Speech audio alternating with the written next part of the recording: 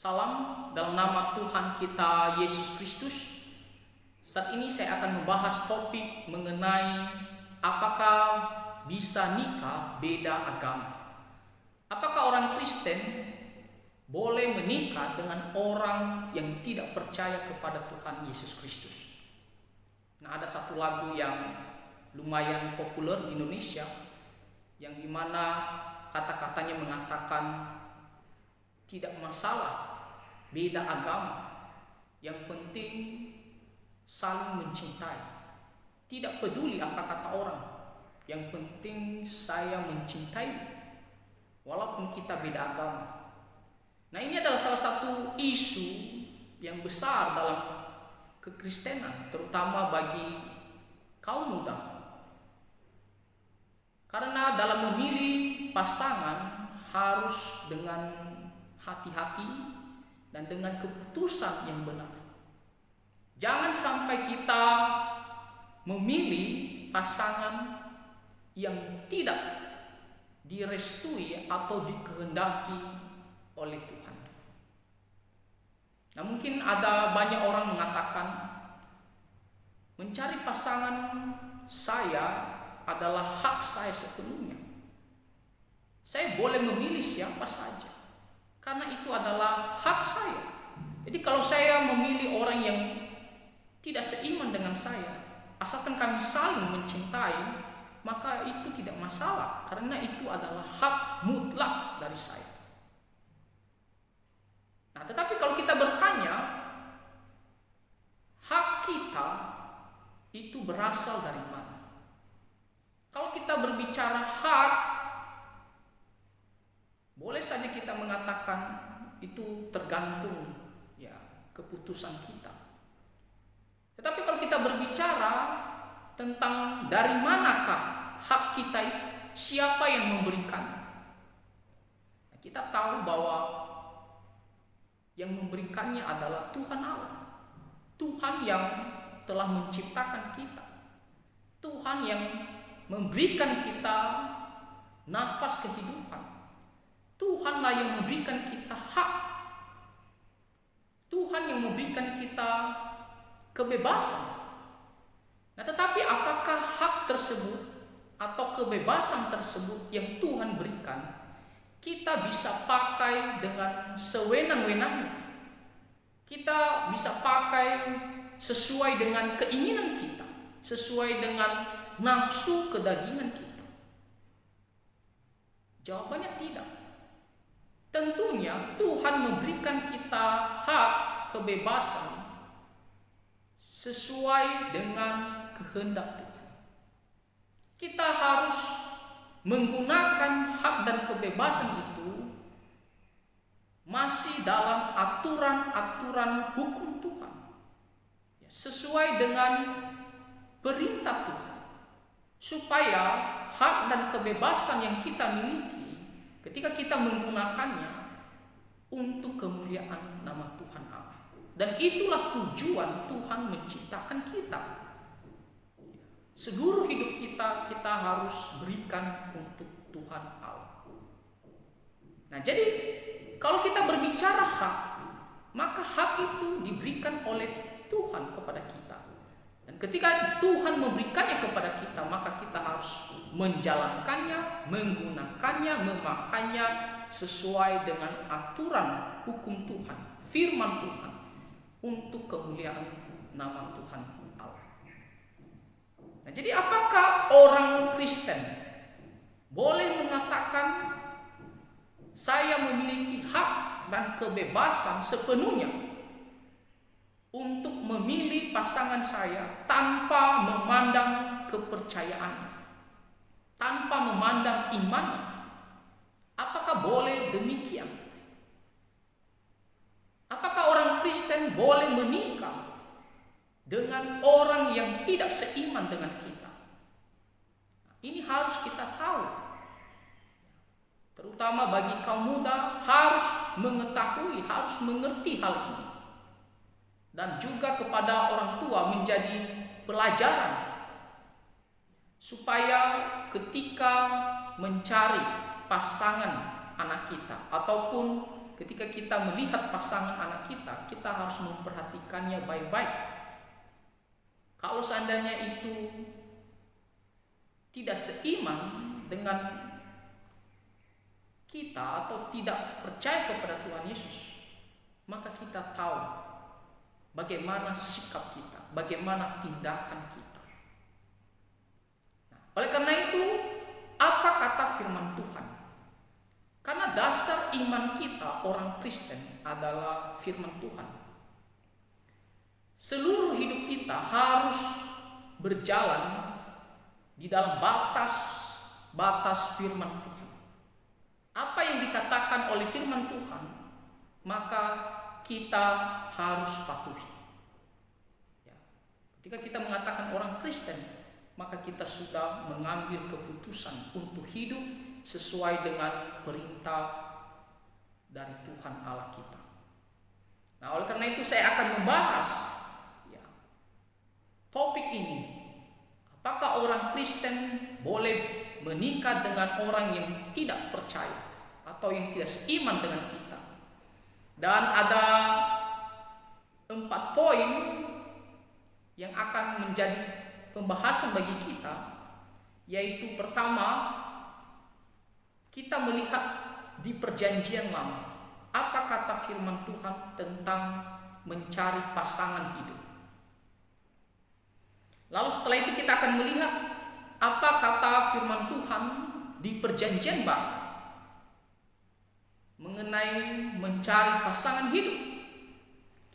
Lalu poin yang ketiga adalah apa tujuan daripada pernikahan kita orang Kristen, yang dimana mengharuskan kita untuk mencari pasangan yang benar sesuai dengan kehendak Tuhan. Dan yang terakhir, ketika kita mendengarkan semua bukti-bukti dari firman Tuhan ini, maka bagaimana respon kita? Apa yang harus kita lakukan? Apakah hanya sekedar mengetahui atau memang harus kita lakukan? Kalau kita melakukan, maka apa yang akan kita dapatkan? Bagaimana hati Tuhan dengan kita jikalau kita menjadi orang yang melakukan taat perintahnya? Nah, tetapi jikalau kita tidak tahu juga apa yang menjadi ganjarannya. Nah, tujuannya supaya kita benar-benar memperhatikan firman Tuhan ini dan kita melakukannya. Pertama, kita mau melihat di perjanjian lama apakah ada larangan firman Tuhan mengenai tidak boleh menikah dengan orang yang tidak percaya kepada Tuhan Yesus Kristus atau yang tidak seiman dengan kita. Nah, pertama, kita bisa menemukannya di kitab Ulangan pasal 7 ayat pertama sampai ayatnya yang keempat. Ulangan pasal 7 ayat pertama sampai ayat yang keempat. Apabila Tuhan Allahmu telah membawa engkau ke dalam negeri kemana engkau masuk untuk mendudukinya, dan ia telah menghalau banyak bangsa dari depanmu, yakni orang Het, orang Girgasi, orang Amori, orang Kanaan, orang Feris, orang Hewi, dan orang Yebus, 7 bangsa yang lebih banyak dan lebih kuat daripada. Dan Tuhan Allahmu telah menyerahkan mereka kepadamu sehingga engkau memukul mereka kalah. Maka haruslah kamu menumpas mereka sama sekali. Janganlah engkau mengadakan perjanjian dengan mereka, dan janganlah engkau mengasihani mereka. Janganlah juga engkau mengawin dengan mereka. Anakmu perempuan janganlah kau berikan kepada anak laki-laki mereka, ataupun anakmu perempuan mereka jangan kau ambil bagi anakmu laki-laki. Sebab mereka akan membuat anakmu laki-laki menyimpang daripadaku, sehingga mereka beribadah kepada Allah lain. Maka murka Tuhan akan bangkit terhadap kamu, dan ia akan memunahkan engkau dengan segera. Konteks daripada firman Tuhan di Ulangan pasal 7 berbicara tentang peringatan Tuhan kepada orang Israel sebelum mereka memasuki tanah perjanjian, sebelum mereka tinggal diam di tanah Kanaan.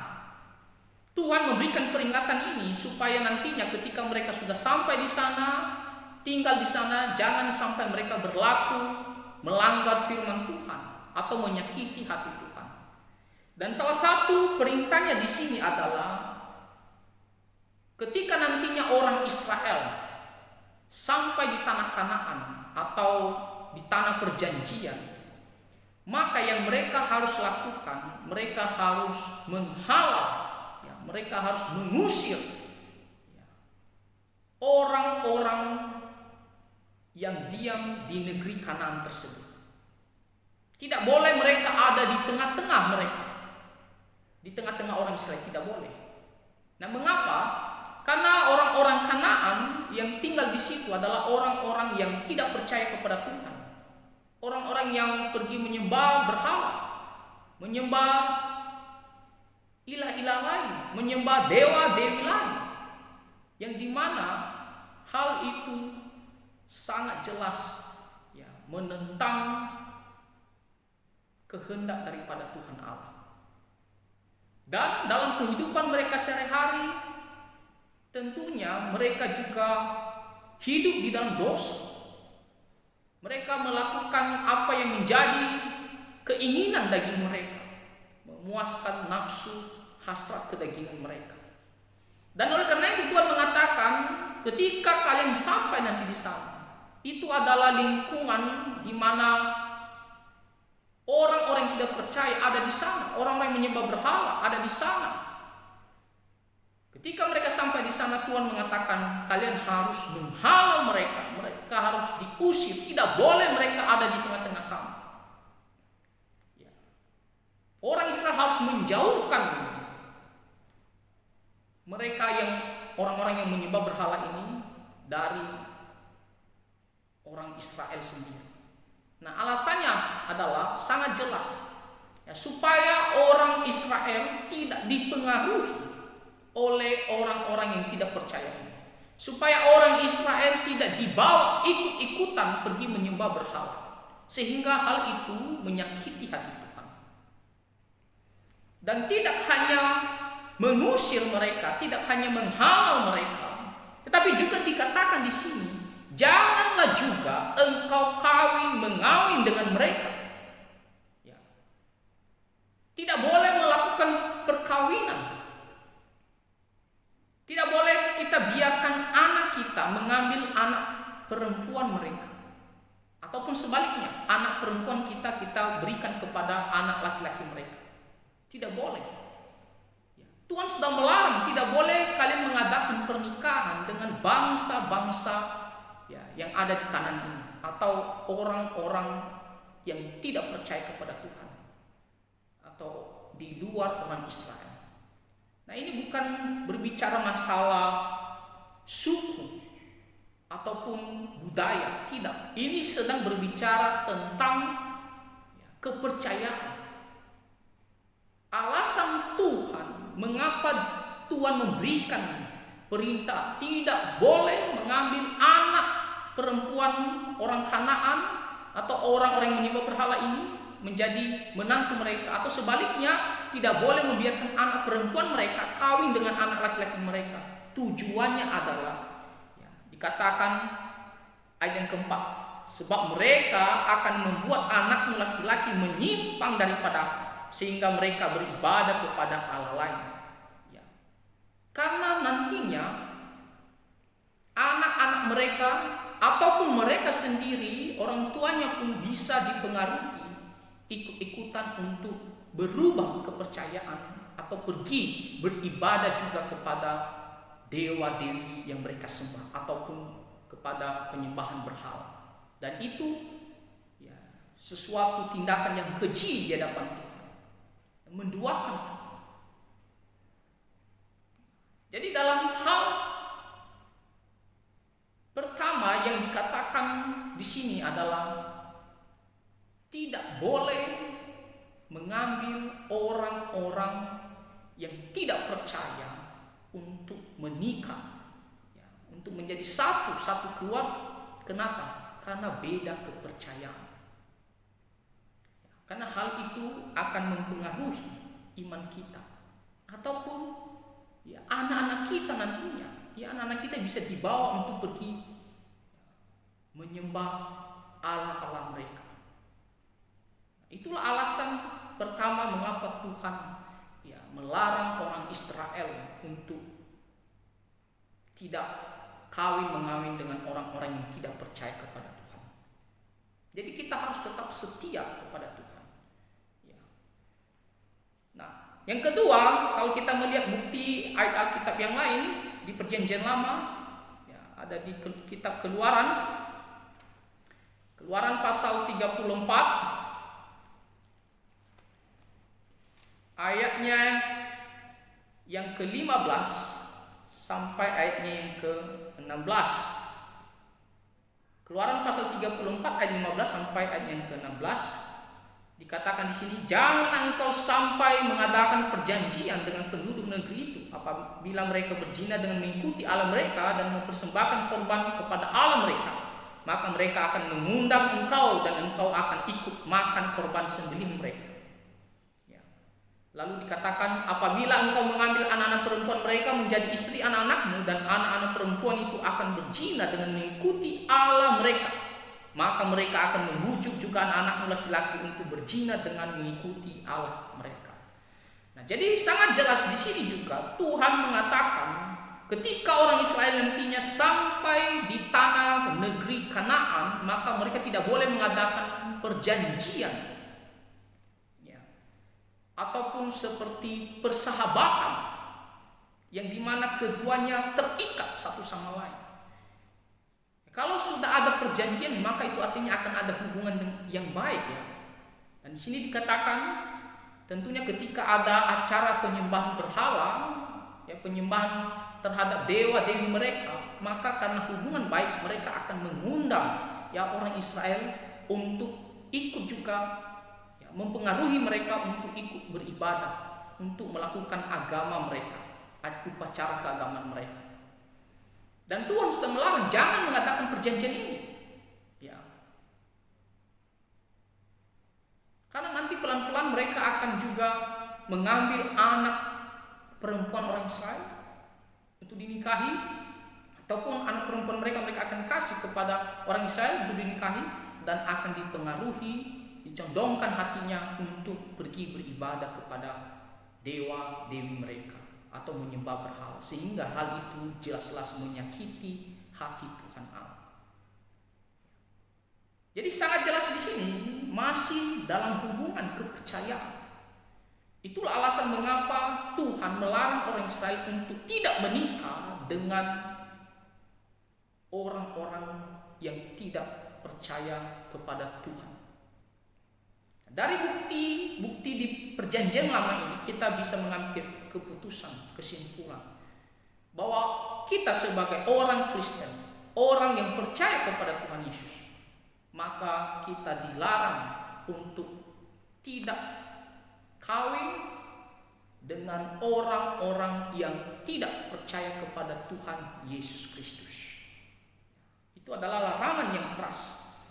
Sekarang kita mau melihat bukti di perjanjian baru. Apakah ada firman Tuhan juga di perjanjian baru yang melarang kita tidak boleh menikah dengan orang yang tidak seiman atau yang tidak percaya kepada Tuhan Yesus Kristus? Yang pertama kita melihat di kitab 1 Korintus pasal 7 ayat 39. 1 Korintus pasal 7 ayat 39.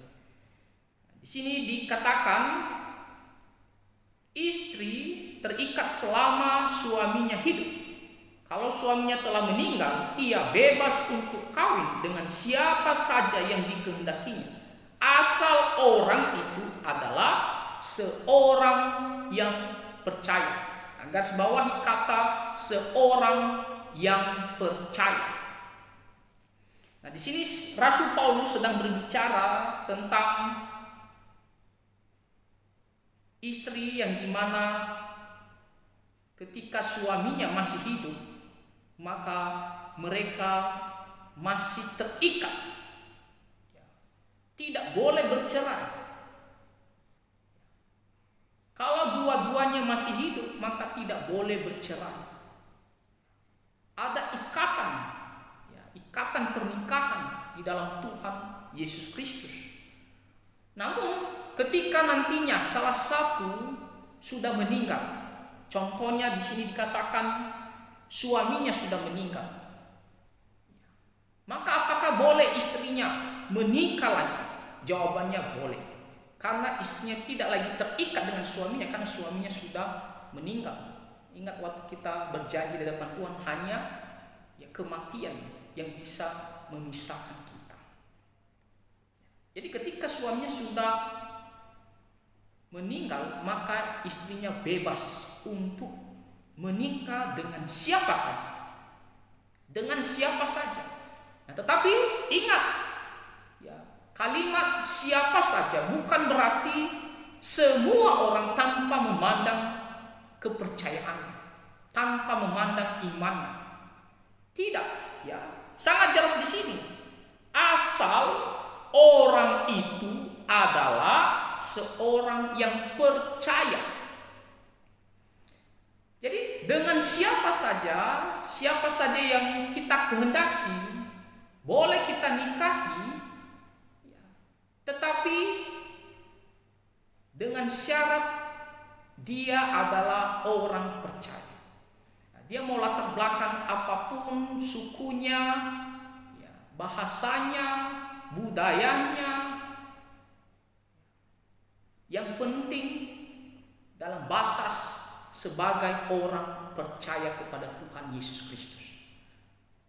Kita tidak boleh menikahi orang yang bukan orang percaya, karena dikatakan di sini asal orang yang percaya, seorang yang percaya kepada Tuhan Yesus Kristus.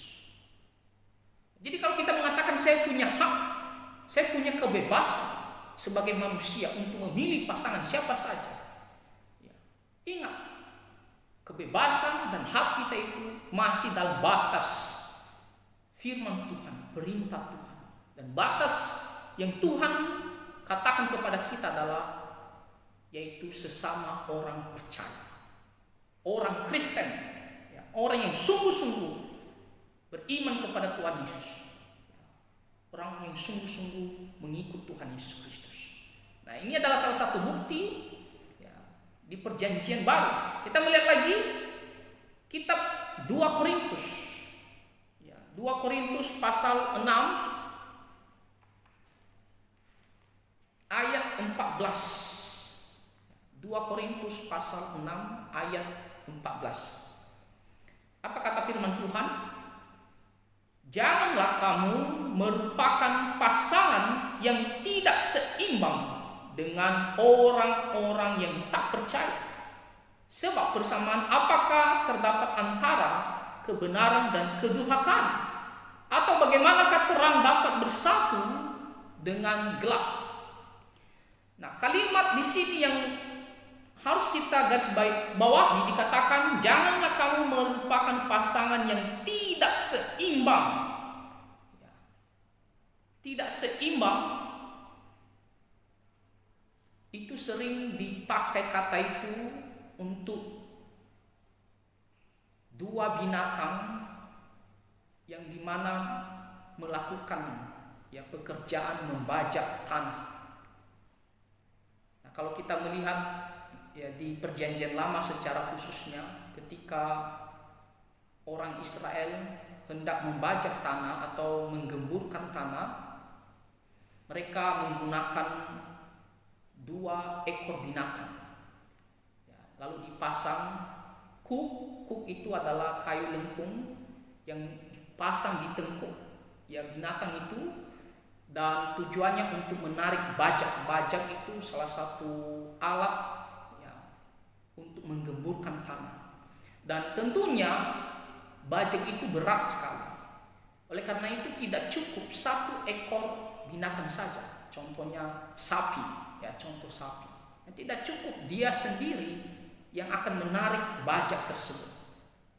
Maka supaya lebih ringan, maka harus 2 ekor binatang, dan 2 ekor binatang itu harus sama jenisnya. Tidak boleh beda jenis. Kalau sama jenisnya, maka itu artinya sama kuat sehingga bisa saling berbagi beban dan akhirnya ringan untuk menarik bajak tersebut. Tetapi kalau beda jenis, contohnya sapi dengan lembu, pasang kuk saja tidak bisa karena sudah tidak seimbang, baik tingginya, baik besarnya maupun kekuatannya. Dan tentunya akan berat sebelah bebannya. Jadi tidak akan mungkin dipasang dalam satu kuk untuk menarik bajak. Tidak mungkin. Karena beda jenis. Itu dikatakan tidak seimbang. Karena beda jenis. Jadi ketika dikatakan tidak seimbang, itu artinya beda jenis dan itu tidak boleh dilakukan. Tidak ada yang melakukan hal itu. Karena itu adalah suatu larangan. Bagaimana mungkin dua jenis binatang yang berbeda dipasang kuk dalam satu kuk untuk menarik bajak, itu tidak mungkin, tidak bisa. Jadi ketika dikatakan tidak seimbang, maka itu artinya tidak sama jenisnya. Tidak bisa dua jenis yang berbeda yang didampingkan untuk berjalan bersama-sama. Nah, ketika dikatakan di sini, janganlah kamu merupakan pasangan yang tidak seimbang, maka itu artinya juga dua hal yang berbeda. Dua hal yang berbeda ini berbicara tentang orang yang percaya dengan orang yang tidak percaya. Karena kalau kita melihat di sini dikatakan tidak seimbang dengan orang-orang yang tak percaya. Artinya orang percaya dan orang yang tidak percaya kepada Tuhan Yesus Kristus tidak mungkin bisa menjadi satu pasangan atau menjadi satu yang berjalan bersama-sama dalam satu keluarga. Tidak boleh. Makanya dikatakan kita orang Kristen harus mencari pasangan yang seimbang, yang sama jenisnya, sehingga kita bisa berjalan bersama, sama dasar iman kita. Dan itu artinya harus sesama orang percaya, orang Kristen, orang yang beriman kepada Tuhan Yesus Kristus, orang yang sungguh-sungguh mengikut Tuhan Yesus Kristus. Nah, itulah yang benar kita ambil pasangan sebagai pasangan hidup kita. Jangan sekali-sekali pergi mencari ataupun mengambil orang yang tidak percaya untuk menjadi istri kita ataupun suami kita. Karena sangat jelas dilarang oleh firman Tuhan. Bahkan di sini perbedaan hal itu, kalau kita mengambil orang yang tidak percaya, dikatakan di sini tidak ada persamaan antara kebenaran dan kedurhakaan. Bukti bahwa kita tidak bisa akan bersatu, tidak bisa berjalan bersama-sama, itu digambarkan seperti kebenaran dan kedurhakaan tidak mungkin bisa bersatu. Pasti saling bertolak, saling berlawanan. Dikatakan di sini, bagaimanakah mungkin terang dapat bersatu dengan gelap? Itu pun tidak mungkin. Bisa tidak kita gabungkan terang dengan gelap? Tidak bisa. Karena saling berlawanan, saling bertolak satu sama lain. Tidak ada kesatuan. Nah, iman kepada Tuhan Yesus Kristus adalah dasar kehidupan kita, dasar kekeluargaan kita. Itu adalah prinsip hidup kita. Nah, kalau prinsip hidup kita yang dasarnya saja sudah beda, bagaimana kita bisa menjadi satu? Bagaimana kita bisa berjalan bersama-sama? Nah, jadi sangat jelas di sini dilarang untuk tidak boleh mencari pasangan, istri ataupun suami yang tidak percaya kepada Tuhan Yesus Kristus. Nah, ini adalah firman Tuhan, pengajaran, peringatan bagi kita semua, terutama bagi kaum muda yang dimana sebentar lagi akan menikah, supaya memperhatikan, supaya melakukan perintah ini. Lalu kalau kita melihat lagi, selanjutnya dikatakan di sini di ayatnya yang ke-15 dan ayat yang ke-16 digambarkan apakah orang percaya dan tidak percaya bisa bersatu. Di sini dikatakan persamaan apakah yang terdapat antara Kristus dan Belial. Ayat yang ke-15. Apakah bagian bersama orang-orang percaya dengan orang-orang yang tak percaya? Tak ada persamaan antara Tuhan Yesus Kristus dengan yang jahat. Tidak ada bagian bersama-sama antara orang percaya dengan orang yang tidak percaya. Tidak ada hubungan baik Allah dengan berhala. Maka kita sebagai orang Kristen tidak boleh mengambil pasangan kita dari orang yang tidak percaya. Dan tidak hanya dalam hal pernikahan juga. Ayat ini juga mengajarkan kita tidak boleh bersekutu, beribadah bersama-sama dengan orang-orang yang tidak percaya kepada Tuhan Yesus. Tidak boleh kita dalam satu kebaktian lalu kita bersekutu, bisa beribadah, berdoa bersama dengan orang-orang yang dimana tidak percaya kepada Tuhan Yesus atau menyangkal kebenaran firman Tuhan. Bagaimana kita bisa menjadi satu, persekutuan, satu doa, kalau kita itu sudah beda keyakinannya, beda imannya. Nah, ini juga merupakan ayat firman Tuhan bagi kita supaya kita tidak boleh bersekutu beribadah dengan orang-orang yang tidak percaya kepada Tuhan Yesus atau yang tidak menerima firman Tuhan Alkitab sebagai kebenaran firman Tuhan 100%. Nah, jadi ketika kita sudah mengetahui bahwa di perjanjian lama, di perjanjian baru ada larangan daripada firman Tuhan bahwa kita tidak boleh menikahi ataupun menjadi satu keluarga, suami istri dengan orang yang tidak percaya. Maka sekarang kita mau melihat apa tujuan pernikahan tersebut, sehingga mengharuskan kita untuk harus mencari pasangan yang seiman atau sesama orang Kristen. Apa tujuannya? Nah, kalau kita melihat di Kejadian pasal pertama ayat 27 sampai ayat yang ke-28, saya yakin ini adalah tujuan umum semua orang.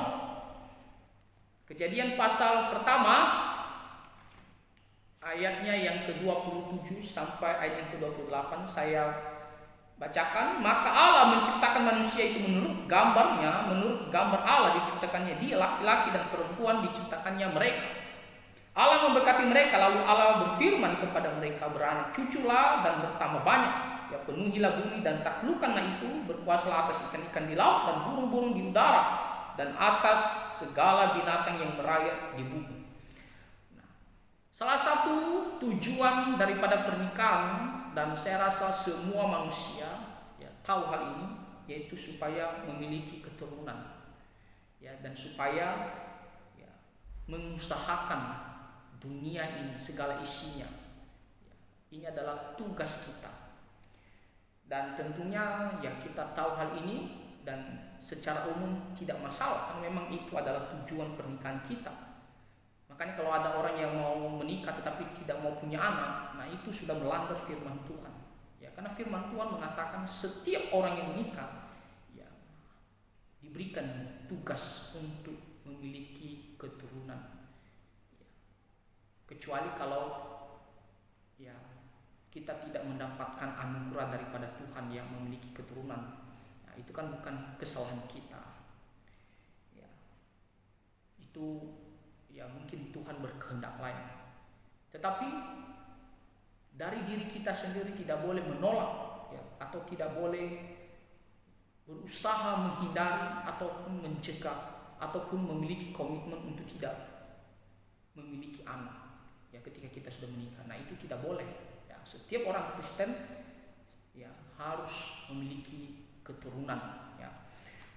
Dan yang kedua, tujuan daripada pernikahan kita ini yang harus kita perhatikan sebagai orang Kristen, yang dimana mengharuskan kita untuk ya, mencari pasangan yang seiman, yang percaya kepada Tuhan Yesus Kristus. Kita melihat di kitab Yosua pasal yang ke-24 ayatnya yang ke-15. Yosua pasal 24 ayatnya yang ke-15. Tetapi jika kamu anggap tidak baik untuk beribadah kepada Tuhan, pilihlah pada hari ini kepada siapa kamu akan beribadah. Allah yang kepadanya nenek moyangmu beribadah di seberang sungai Efrat, atau Allah orang Amori yang negerinya kamu diami. Tapi aku dan seisi rumahku, kami akan beribadah kepada Tuhan. Garis bawahi kalimat tetapi aku dan seisi rumahku kami akan beribadah kepada Tuhan. Nah, di sini Yosua ya ketika akhir hidupnya dia memberikan peringatan kepada orang Israel supaya mereka memilih ya berkomitmen untuk beribadah kepada Tuhan. Karena sebentar lagi dia tidak ada ya, bisa saja orang Israel berpikir sekarang tidak ada Yosua ya, maka kita boleh hidup sesuka hati kita, boleh hidup beribadah kepada ilah lain. Nah, di sini Yosua mengatakan bahwa orang Israel harus beribadah kepada Tuhan. Ya, meskipun di sini seolah-olah dia memberikan pilihan, ya, tetapi di sini Yosua memberikan kesaksian kepada orang Israel, ya, melalui keluarganya. Sebagai orang yang beriman, sebagai orang yang percaya kepada Tuhan, maka harus mengambil komitmen untuk beribadah kepada Tuhan, ya, untuk hanya percaya kepada Tuhan Allah. Dan di sini dikatakan dia dan seisi rumahnya hanya mau beribadah kepada Tuhan Allah. Nah, itu artinya bahwa keluarga itu ya harus seutuhnya atau seluruhnya semuanya beribadah kepada Tuhan Allah. Tidak boleh yang satunya, misalnya istri beribadah kepada dewa lain, kepada ilah lain, lalu suami beribadah kepada Tuhan. Tidak boleh. Ya. Harus seutuhnya keluarga itu harus beribadah kepada Tuhan Allah, ya, kepada Tuhan kita Yesus Kristus. Ya.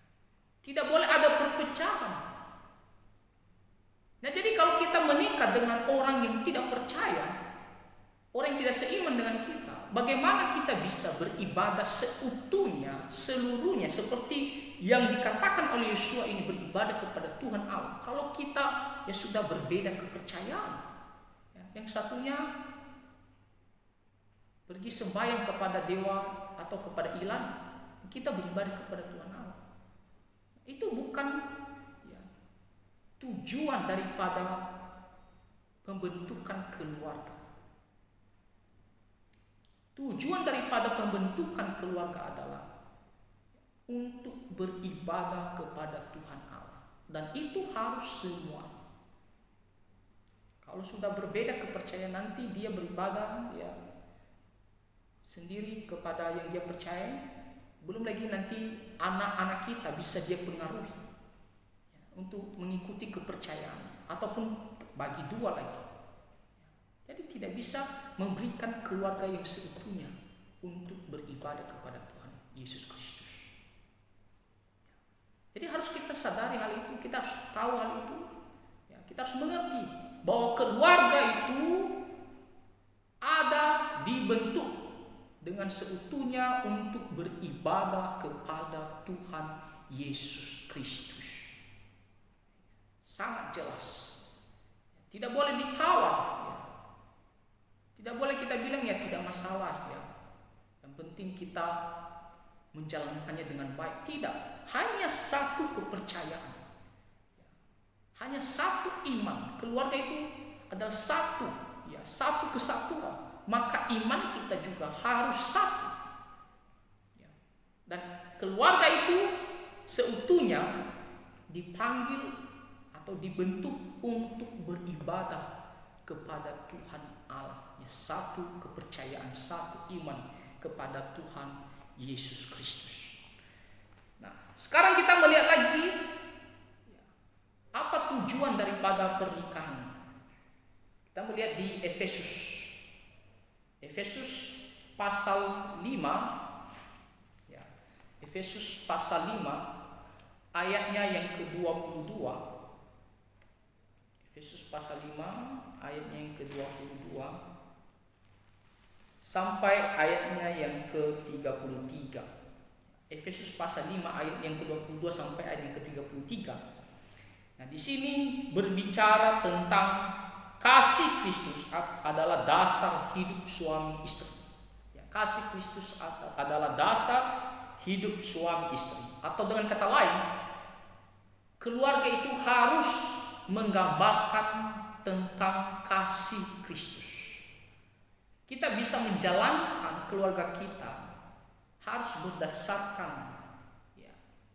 berdasarkan iman kepada Tuhan Yesus Kristus. Berdasarkan Kristus, dasarnya adalah Kristus. Tidak boleh menjadi dua dasar. Tidak boleh menjadi, ya, dua prinsip dalam menjalankan kekeluargaan. Ya, satu dasar, satu prinsip, yaitu Kristus. Nah, kalau kita melihat di ayat yang ke-22 sampai ayat yang ke-33, di sini Rasul Paulus mengajarkan jemaat Efesus khususnya, ya, setiap keluarga bagaimana, ya, hubungan suami istri. Dikatakan di sini, hai istri, tunduklah kepada suami seperti kepada Tuhan, karena suami adalah kepala istri, sama seperti Kristus adalah kepala jemaat. Dialah yang menyelamatkan tubuh. Ya. Nah, di sini dikatakan bahwa istri harus memiliki sikap yang tunduk kepada suami. Nah, dasarnya adalah karena jemaat hubungannya kepada Tuhan Yesus Kristus. Jemaat harus tunduk kepada Tuhan Yesus Kristus. Itu artinya, ya, istri di sini dia memiliki iman atau dasar, ya, atau prinsip dalam berkekeluargaan itu harus, ya, di dalam Tuhan Yesus Kristus. Dia mau tunduk kepada suaminya karena dia, ya, tahu seperti jemaat juga tunduk kepada Tuhan Yesus Kristus. Dikatakan di sini, karena suami adalah kepala istri sama seperti Kristus adalah kepala jemaat. Tunduk kepada suami karena suami adalah kepala, ya, dalam keluarga. Demikian juga seperti Tuhan Yesus Kristus kepala dengan jemaat. Maka jemaat tunduk kepada Tuhan Yesus Kristus, harus tunduk kepada Tuhan Yesus Kristus. Demikian juga, ya, istri harus tunduk kepada suaminya sebagai kepala keluarga. Karena itu sebagaimana jemaat tunduk kepada Kristus, demikian juga lah istri kepada suami dalam segala sesuatu. Nah, itu adalah istri, ya. Nah, sekarang suami dikatakan kasihilah istrimu sebagaimana Kristus telah mengasihi jemaat dan telah menyerahkan dirinya baginya. Nah, di sini juga diajarkan, ya, kepada para suami untuk mengasihi istrinya. Sama seperti kasih Tuhan Yesus Kristus kepada jemaatnya. Dia rela mengorbankan dirinya, ya, demi menebus umatnya dari dosa, dari maut. Jadi kasih kita kepada istri itu didasarkan pada kasih Kristus kepada jemaat. Itu artinya iman kita, dasar atau prinsip, ya, dalam berkeluarga itu harus di dalam Tuhan Yesus Kristus. Kita bisa membaca nanti selanjutnya di mana intinya dari Efesus pasal 5 ayat 22 sampai 33 mengajarkan bahwa dalam berkeluarga, hubungan suami istri itu harus memiliki prinsip atau dasar kekeluargaan di dalam Tuhan Yesus Kristus. Dan itu artinya satu iman. Satu iman. Kalau seandainya dia memiliki kepercayaan yang lain, bagaimana dia akan memiliki hubungan yang baik, yang benar, yang seperti diinginkan oleh Tuhan Yesus Kristus. Kalau dasar hidupnya, imannya saja sudah berbeda, kalau dia menolak Tuhan Yesus, bagaimana dia bisa menjalankan perintah ini? Bagaimana bisa keluarga itu berjalan dengan baik sesuai dengan kehendak Tuhan? Kalau iman yang satu tidak percaya kepada Tuhan Yesus Kristus, tidak menerima firman Tuhan sebagai kebenaran 100%. Jadi dalam berkeluarga harus memiliki dasar prinsip hidup yang ada di dalam Tuhan Yesus Kristus, yang sesuai yang dikehendaki oleh Tuhan Yesus Kristus. Dan itu artinya iman harus pertama-tama iman harus sama, harus seiman kepada Tuhan Yesus Kristus. Nah, itulah tujuan mengapa kita dipanggil menjadi satu dalam satu pernikahan, yaitu untuk menggambarkan tentang kasih Kristus, untuk menjadi saksi bagi Kristus melalui keluarga kita. Menjadi saksi, dan itu artinya harus satu iman. Baru bisa menjadi saksi tentang Kristus, baru bisa mengekspresikan kasih Kristus kalau kita sudah satu iman. Jadi harus satu iman, karena kita dipanggil menjadi satu keluarga untuk kemuliaan bagi Tuhan Yesus Kristus, untuk menjadi saksi yang baik, yang benar bagi Tuhan Yesus Kristus. Itulah tujuan pernikahan kita, sehingga yang mengharuskan kita harus satu iman, satu kepercayaan. Nah, jadi dari semuanya ini kita melihat di Perjanjian Lama ada perintah untuk mencari yang seiman. Di Perjanjian Baru ada perintah untuk mencari yang seiman kepada Tuhan Yesus. Dan kita melihat lagi bagaimana kita harus mencari yang seiman, karena kita tahu apa tujuan daripada pernikahan tersebut. Untuk beranak cucu, memiliki keturunan. Kedua yang menekankan bagi kita orang Kristen adalah untuk beribadah kepada Tuhan Allah, kepada Tuhan kita Yesus Kristus. Itulah tujuan panggilan kita yang menjadi satu keluarga, tujuan pernikahan. Ketiga, untuk menjadi saksi yang benar, saksi yang baik, yang menggambarkan tentang Kristus, khususnya tentang kasih-Nya kepada umat-Nya, menjadi saksi yang baik, kemuliaan bagi Tuhan Yesus Kristus. Nah, sekarang kita mau melihat, setelah kita mendengarkan firman Tuhan ini, perintah Tuhan ini, bahwa kita orang Kristen tidak boleh menikah dengan orang yang tidak seiman dengan kita, tidak boleh menikah dengan orang yang beda dengan agama kita. Kita harus mencari pasangan yang seiman, yang sama-sama percaya kepada Tuhan Yesus Kristus, orang Kristen. Maka bagaimana respon kita terhadap firman Tuhan ini? Bagaimana sikap kita? Apakah kita hanya cukup mendengarkannya saja? Apakah kita cukup mendengarkannya saja, mengetahuinya saja? Lalu kita tetap mengikuti kedegilan hati kita, kekerasan hati kita.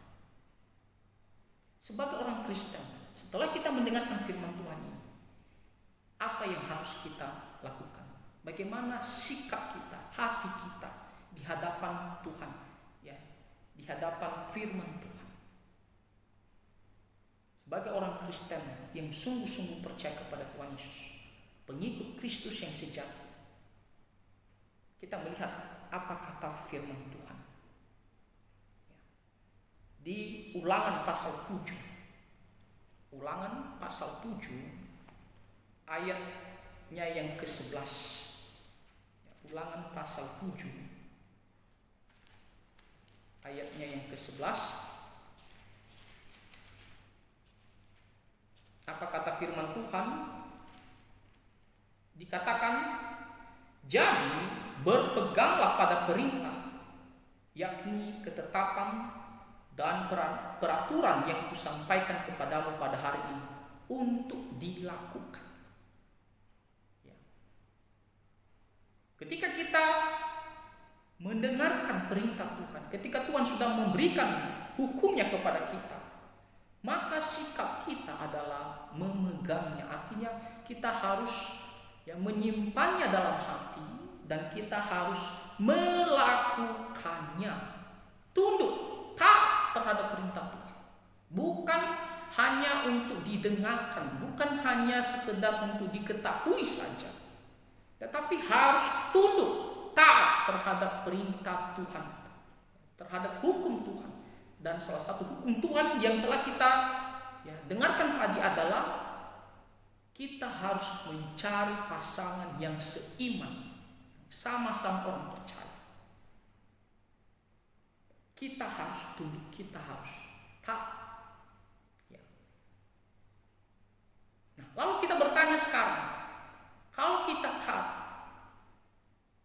apa yang akan kita terima? Bagaimana kondisi hati Tuhan kepada kita kalau kita menjadi orang yang taat?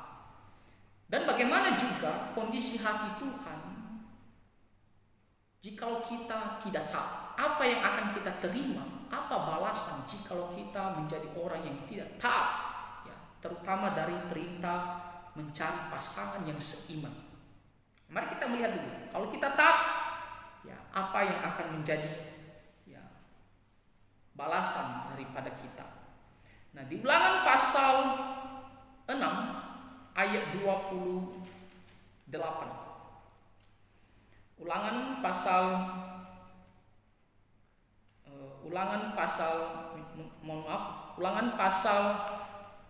28 ya, Ulangan pasal 28 ayat pertama.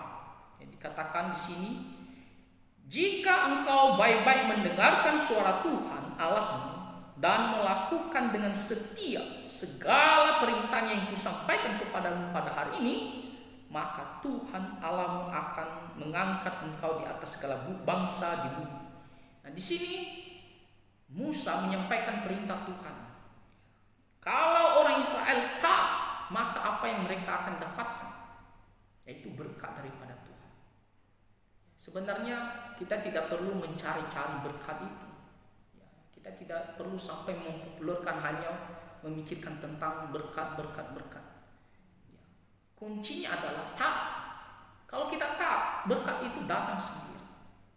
Kalau kita melakukan perintah Tuhan, maka otomatis Tuhan akan senang kepada kita. Dia akan memperhatikan hidup kita, Dia akan mengasihi kita, Dia akan memelihara hidup kita.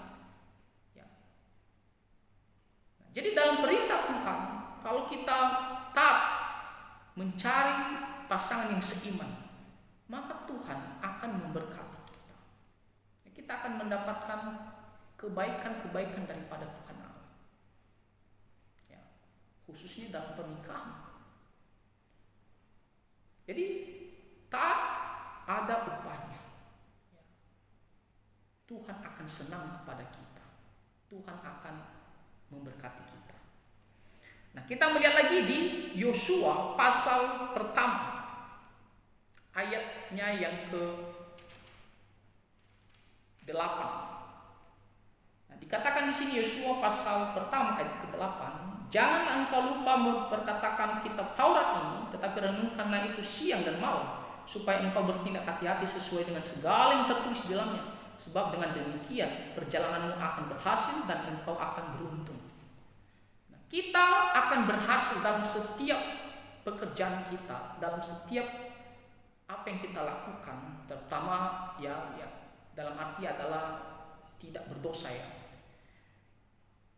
Kalau kita melakukan firman Tuhan, pekerjaan yang berkenan kepada Tuhan, ya tidak berdosa, maka Tuhan akan membuat kita berhasil dalam kehidupan kita sehari-hari. Kalau kita benar-benar hati-hati melakukan firman Tuhan, ya dalam arti tidak melanggar firman Tuhan, kita taat, kita tunduk, ya, maka Tuhan akan membuat kita berhasil. Ya. Kita semuanya mau berhasil, ya, tidak ada yang mau gagal. Nah, kuncinya adalah kita harus memiliki hati yang taat terhadap firman Tuhan Allah. Nah, kalau kita melihat lagi di kitab Mazmur pasal 112. Ya. Mazmur 112 ayatnya yang pertama sama ayatnya yang kedua. Mazmur 112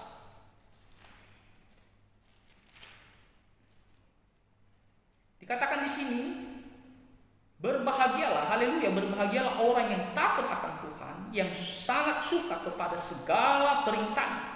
Anak cucunya akan perkasa di bumi, angkatan orang benar akan diberkati. Ya. Kalau kita menjadi orang yang takut akan Tuhan, yang mau melakukan perintah Tuhan, maka Tuhan akan, ya, di sini dikatakan memberkati kita. Tuhan akan berkenan kepada kita. Bahkan kepada anak cucu kita pun, ya, Tuhan akan berkenan, ya, Tuhan akan memberkati. Ada berkat daripada Tuhan Allah. Tapi kalau kita tunduk, kita taat, itu kuncinya.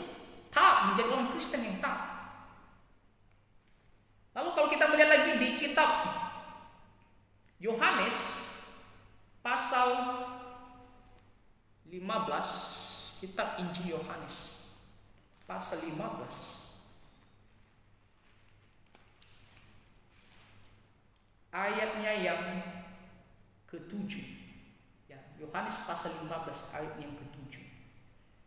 Jikalau kamu tinggal di dalam aku dan firman-Ku tinggal di dalam kamu, mintalah apa saja yang kamu kehendaki dan kamu akan menerimanya. Nah, ini adalah salah satu ayat yang populer sehingga orang hanya ingin membacakan ayat ini.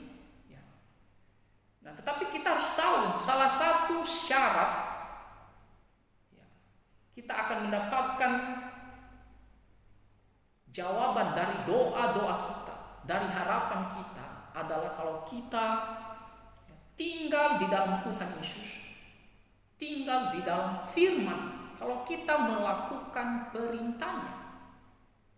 Maka ketika kita berdoa, Tuhan berkenan mendengarkan dan menjawab doa kita. Tuhan akan mengabulkan permohonan kita kalau kita menjadi orang Kristen yang tunduk terhadap firman Tuhan. Tapi kalau kita menjadi orang Kristen yang melanggar firman Tuhan, yang selalu menentang firman Tuhan, bagaimana Tuhan akan mendengarkan doa kita? Bagaimana Tuhan akan menolong kita?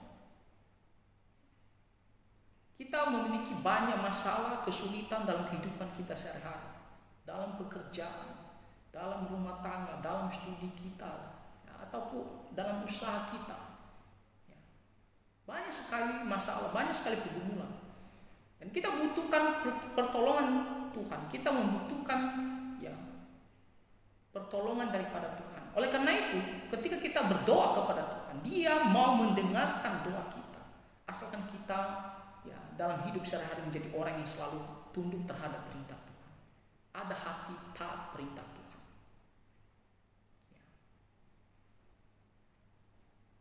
Itu adalah salah satu syaratnya. Tentunya di ayat ini khususnya kita bisa melihat nanti, ya, di kitab surat Yohanes kita bisa melihat salah satu juga syaratnya bahwa kita akan mendapatkan, ya, jawaban dari Tuhan apapun yang kita minta, ya, kalau itu sesuai dengan kehendak Tuhan. Nah, tetapi dalam ayat ini khususnya menekankan adalah kalau kita taat, memiliki hati taat tunduk terhadap firman Tuhan. Jadi setelah kita mendengarkan apa upah, balasan ataupun bagaimana kondisi hati Tuhan kepada kita kalau kita menjadi orang taat. Sekarang kita mau melihat sebaliknya, kalau kita tidak taat, apa yang akan kita terima? Pertama kita melihat di kitab Amsal pasal 13. Amsal pasal 13 ayatnya 13. Dikatakan di sini, siapa meremehkan firman, ia akan menanggung akibatnya. Kalau kita sebaliknya menjadi orang Kristen yang tidak mau tunduk taat terhadap perintah Tuhan, maka apa yang akan kita terima? Dikatakan akan menanggung akibatnya. Tentunya ini adalah suatu pendisiplinan ataupun hukuman dari Tuhan Allah. Kita akan tanggung. Dan dalam pernikahan pasti akan banyak sekali masalah, efek buruk. Nah itu adalah salah satu hukuman yang Tuhan berikan kepada kita. Jadi kalau kita meremehkan, kita anggap tidak begitu penting lah, atau kita mengabaikannya, tidak melakukannya, maka kita akan tanggung akibatnya. Pasti ada efek buruknya kalau kita tidak taat terhadap perintah Tuhan, secara khususnya dalam pernikahan. Kalau kita tidak taat, tidak mencari yang seiman, maka pasti ada efek buruknya, ada masalah, ada hukuman, ganjaran yang akan kita terima. Ulangan pasal 28, kita kembali ke Ulangan pasal 28, ayatnya yang ke-15.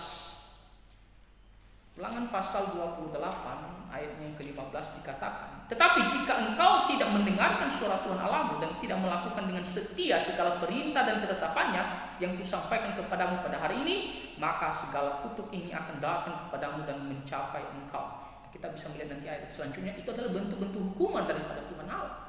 Artinya ada suatu amarah ataupun murka daripada Tuhan Allah kepada kita. Hukuman, ganjaran yang akan kita terima jikalau kita tidak memiliki hati yang taat, yang melakukan perintah Tuhan. Tuhan pun tidak akan mendengarkan doa kita. Kalau suatu hari ada masalah dalam keluarga kita, kita mengeluh, kita mencari pertolongan Tuhan, Tuhan akan mengatakan itulah akibatnya. Kalau kita tidak mau mendengarkan perintahnya, bagaimana Tuhan akan menolong kita dalam keluarga kita kalau kita dari awalnya tidak mau mendengarkan firman Tuhan, kita tidak mau melakukan apa yang Tuhan inginkan. Jadi saya harap dari pembahasan topik ini bahwa kita tidak boleh menikah dengan beda agama atau tidak boleh menikah dengan yang tidak seiman. Kita harus menikah dengan sesama orang percaya, orang Kristen yang seiman, yang sungguh-sungguh percaya kepada Tuhan Yesus. Saya harap kita bisa mengerti dengan jelas dan benar. Kita memiliki hati yang tunduk. Jangan melawan, jangan meninggikan hati. Harus merendahkan hati, merendahkan diri kepada Tuhan, taat, tunduk kepada Tuhan, tunduk kepada firman Tuhan. Yang Tuhan inginkan adalah hati yang tunduk, taat. Kalau sekedar mengetahui, kita sudah mengetahuinya, kita sudah mempelajari tadi. Tapi sekarang yang Tuhan inginkan adalah taat, tunduk. Jadi bagi kaum muda, kalau kita sekarang sudah salah langkah, sebelum menikah, maka segera kembali kepada jalan yang benar. Atau yang belum punya pacar, maka jangan sesekali pergi mencoba-coba ataupun berpikir bahwa nanti saya bisa ubah kepercayaan setelah menikah. Itu adalah omongan kosong. Pertama, kita sudah melanggar firman Tuhan. Kedua, belum tentu berhasil. Jangan-jangan kita nanti yang pergi ke sana. Jadi lakukan firman Tuhan, maka Tuhan akan selalu memimpin dan menyertai. Dia berkenan kepada. Pernikahan itu sesuatu yang sangat penting. Satu kali seumur hidup. Maka ketika kita memulainya, pondasinya, dasarnya harus benar. Kalau sudah salah, maka pasti akan memiliki efek yang banyak masalah nantinya. Jadi harus dasarkan dengan benar, yaitu di dalam iman kepada Tuhan Yesus Kristus. Jadilah keluarga yang beribadah kepada Tuhan, yang menjadi saksi bagi Kristus, yang menjadi kemuliaan bagi Tuhan Yesus Kristus. Jadi kesimpulannya, menikah, cari pasangan hidup yang seiman, yang percaya kepada Tuhan Yesus Kristus. Itulah yang Tuhan kehendaki. Nah, itu saja ya, pembahasan daripada firman Tuhan ini, dan kiranya Tuhan Yesus memberkati kita semua. Amin.